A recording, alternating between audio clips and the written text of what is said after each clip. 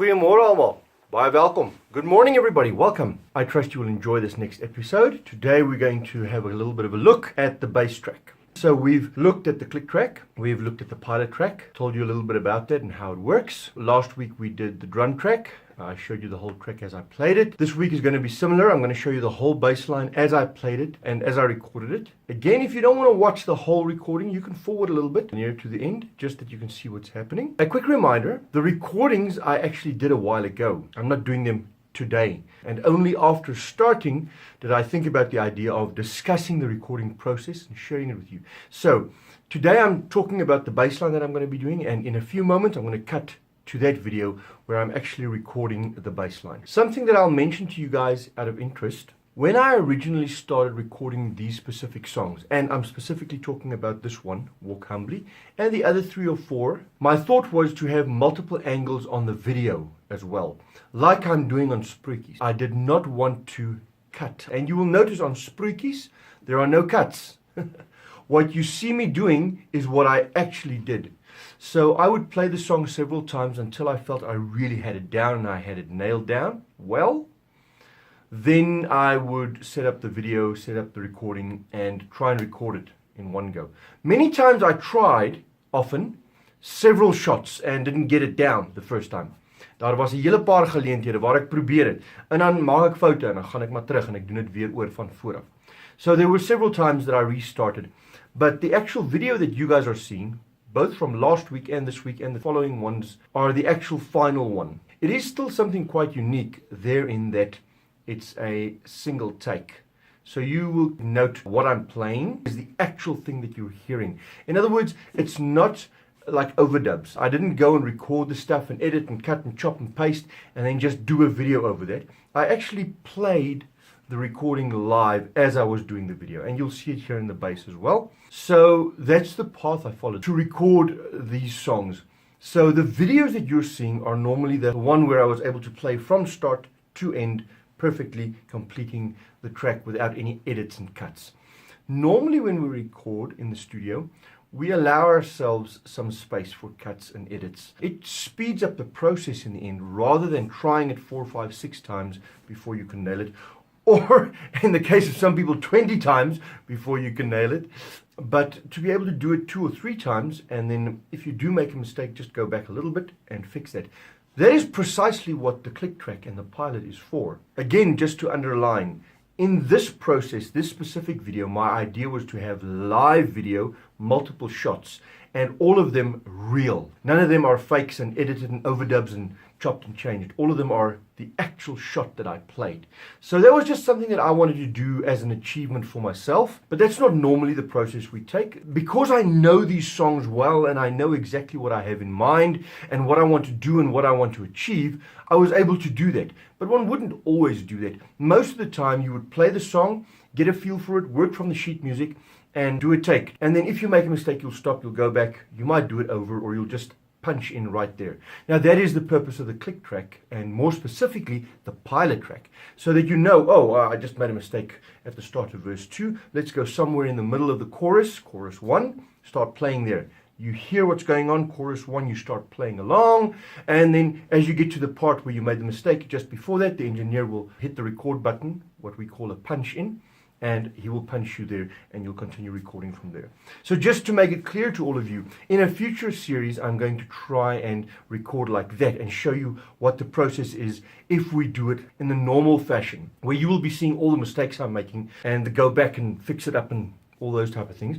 But in this one, you're seeing the last take, the one that I did perfectly, or as close as I could come to perfectly. So that's what you're seeing every time here, and that's why you're able to see the whole song being played like that. I need to say a great big thank you to Corneille Danhauser, one of my great friends. We've been friends for 25 years or more.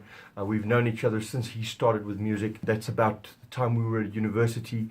I was at college. Phenomenal musician, great composer, writes beautiful songs, and a great bassist, a phenomenal bassist. He plays upright, he plays electric. The bass guitar that you're going to see in this take is his bass guitar. It's a custom-made, hand-built Kruger bass. This bass was built for him by hand, exactly to the specs he wanted, and it's a phenomenal instrument, and I thank him for allowing me to perform with it. This is my current bass guitar. It's a Squire jazz bass. But at the time that I recorded the bass line, I didn't have an instrument. And I went to Corne and said, hey, could I borrow your bass? He graciously lent it to me. And that's the bass guitar you will be seeing in the recording. A phenomenal instrument. One day when I'm all grown up, I'll get one of those too. I had a lot of fun doing this. I hope you enjoy this take.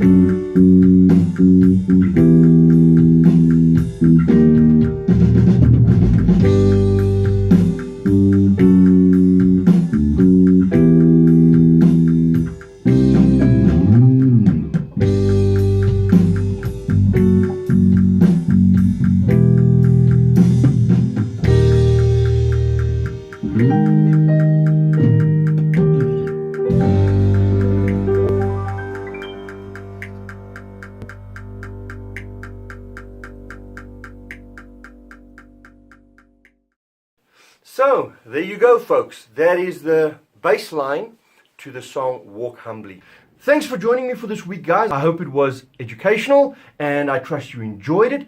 Feel free to comment below anything you'd like to see, anything you'd like to know, things you'd want to suggest that I look at and consider and tell you about. Maybe the way we set up before a live show, maybe the preparation that goes in when I get ready for a live performance. Maybe you want to know about how I go to work when I compose a song. Whatever you'd like to know, please feel free, let me know. Thanks everybody for joining me.